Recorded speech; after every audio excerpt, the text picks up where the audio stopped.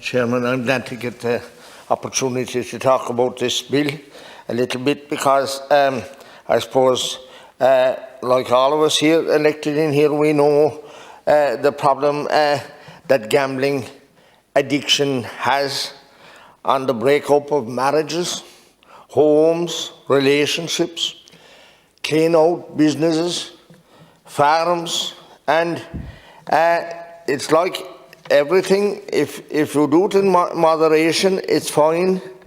Like any addiction or any substance, a little bit, a few drinks in moderation is fine. But when it takes over and it becomes an addiction and it is compulsive, and like that, gambling is a serious problem in many households. It have left many wives short of money at the end of the week to provide food and to see after the children in the family unit, and left them short of many different things. Put their homes and their houses in jeopardy, where they're to a point where it ends up at a point where they lose the home. And it's very sad when people work so hard for many years and acquire and do well and build a home for themselves, or build up a business, or build up a farm, and then to see it go under the hammer because of addiction. And online gambling, I'm very worried. I'm very worried about that. And to see this bill is a bill to include the provision of betting licenses, gaming licenses and lottery licenses, which may be issued for in-person gambling activities and or for gambling activities offered by remote means. That's the part of it that I'm worried, and I don't know how that can be controlled, but it should be controlled, because it is absolutely ridiculous to think that people can bet away there at a late hour at night, maybe after a few drinks or some other, and if they were working during the day, they may not have the time to do that. And I do welcome the part where the bill continues to provide for exemptions for the requirement to hold a gambling license for certain small stake lotteries, like held for charitable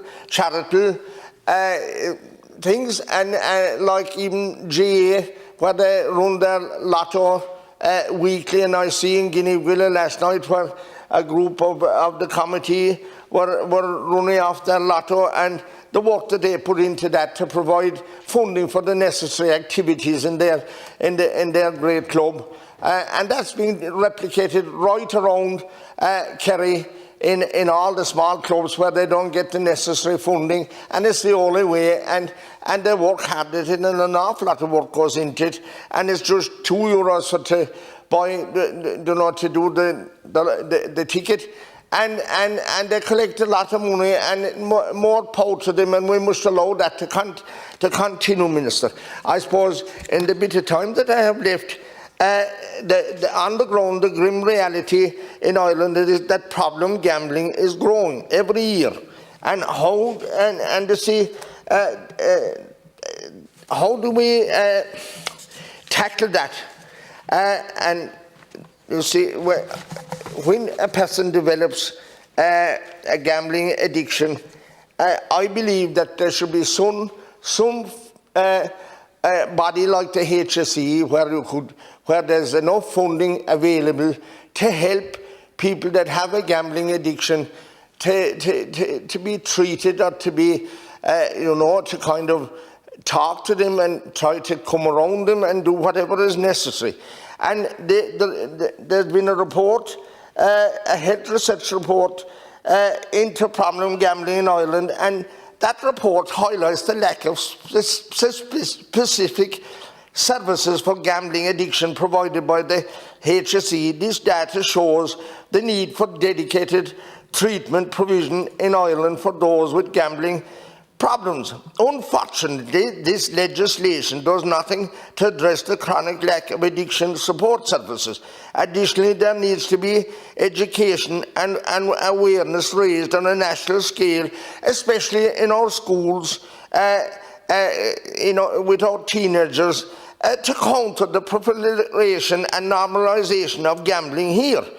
The report found that the most common type of gambling was buying a lottery ticket. Now, I don't think that's a problem, buying a lottery ticket, but if it's like everything, if it's done in moderation, fine, but if it's done on a continuous basis, not fine.